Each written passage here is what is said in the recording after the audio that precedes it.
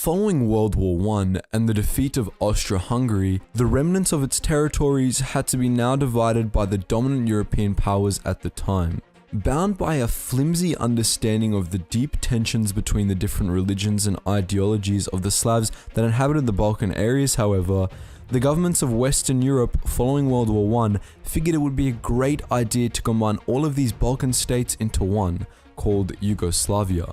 This was a recipe for disaster, and in the early hours of the 6th of April 1941, the Axis blitzed Yugoslavia and captured Belgrade in less than 12 days, ultimately taking 300,000 Yugoslav officers prisoner. Having a relatively better understanding of the Balkans, however, when Nazi high command were deciding what to do with their newly acquired land and how to best control it, the most natural idea was to use the pre-existing Croatian fascist party, known as the Ustaša, to act as a Nazi puppet state and spread terror and tyranny around the Balkans in the name of the fascist cause. And that's exactly what they did, with their actions in World War II causing a divide that's still visible today.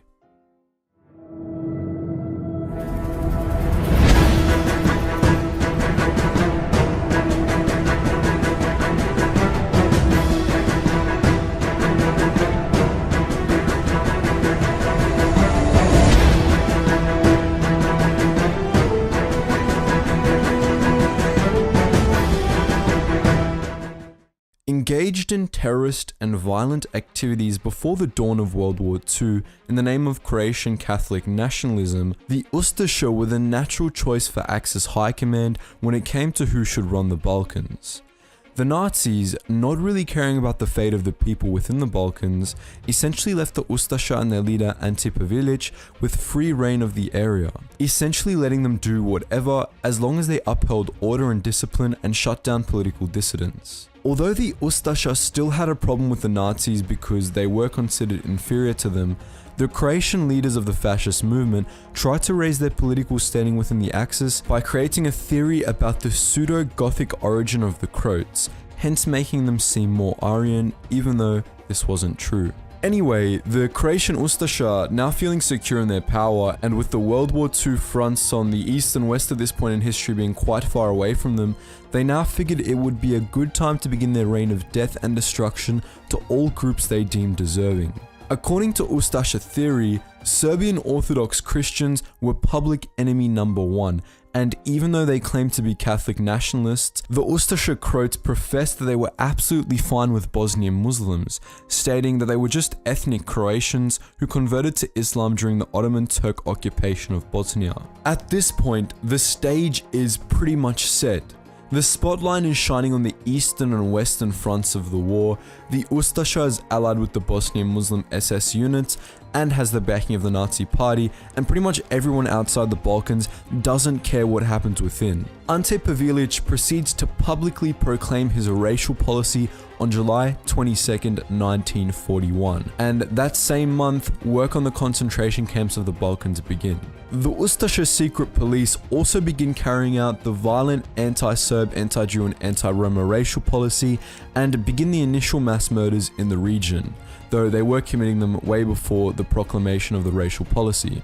As word of these horrific injustices spread, many Serbs and various other ethnic groups joined the Allied-backed Chetniks or the communist-based partisans and began guerrilla warfare against the Ustaša.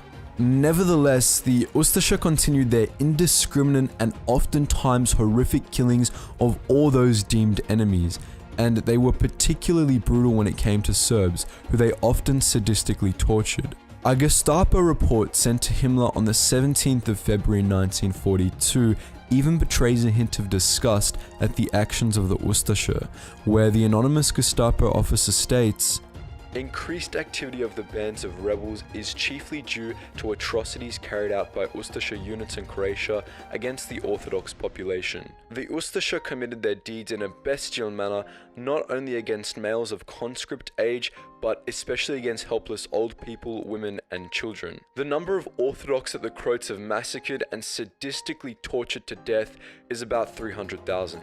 The Italian and German regular occupation force also began to express quiet disgust as they became witness to the ways of the Ustaša. As early as July 10th, even before the proclamation of the racial policy, Wehrmacht General Edmund Kaiser von Horstenau reported the following to German High Command. Our troops have been mute witnesses of such events. It does not reflect well on their otherwise high reputation. I am frequently told that German occupation troops would finally have to intervene against Ustaša crimes. This may happen eventually. Right now, with the available forces, I could not ask for such action. Ad hoc intervention in individual cases could make the German army look responsible for countless crimes for which it could not prevent in the past.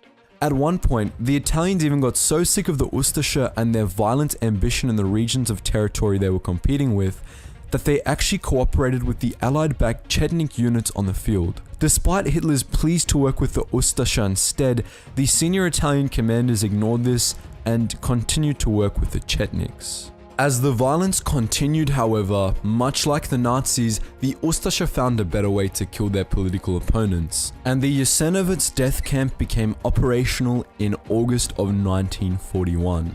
The Jasenovec death camp was the largest and now most well-known camps that the Ustaša built in the Balkan regions. The exact number of victims is not known due to the lack of documentation. However, throughout its management, historians estimate no less than 300,000 Serbs, 32,000 Jews, and 40,000 Roma were killed in these camps, with many pointing out that the number of Serbs killed was in actuality closer to 700,000. There is still much debate on the exact number of people killed by the Ustaša during their reign of terror, but the fact still remains that they killed and tortured at least hundreds of thousands, forcibly converted many more to Catholicism, and forced thousands upon thousands to flee their homeland. The role of the Catholic Church in the workings of the Ustaša is still a fiercely debated topic, with some claiming that they simply used it as an opportunity to spread its influence eastward, and others claiming it was entirely innocent and silently worked against fascism during its reign. The truth will likely never be known in its full capacity, but the fact remains that the Croatian Ustaša were a tyrannical and disgusting regime that exploited its newfound power to enact violence against the Slavic peoples who had a different religion, namely the Serbs. They hid behind the curtains of violence on both sides of Europe to enact their own flavor of it in the shadows. In the end, Ante Pavelić's goal of a Croatian ethno-state failed, and so did his racial policy of 1/3 of Serbs converted to Catholicism, 1/3 expelled, and 1/3 killed. Following World War II, many Ustaša high officers fled the country, and the rest who were still convicted to the cause formed terrorist cells that had impacts for decades to come. In 1957, after fleeing to Argentina, Ante Pavelić was eventually tracked down by a Serbian and injured by an assassination attempt. He didn't survive the injury, however, and died a slow, painful, and ultimately deserving death. So just as we end this video, guys, I want to point out that, of course, this generation of Croatians can't be blamed for the crimes of their ancestors, and there was some good and the bad, the classic yin and yang. There was also that bit of good in that whole wave of evil.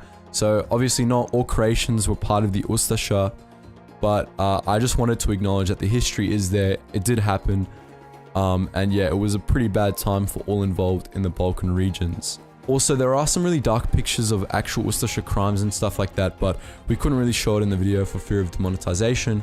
But in saying that, we do have our Discord where you can come through and we can share whatever we want. So we've got a ton of really good memes that you can laugh your head off to, and we can also post these pictures there if you do want to take a look.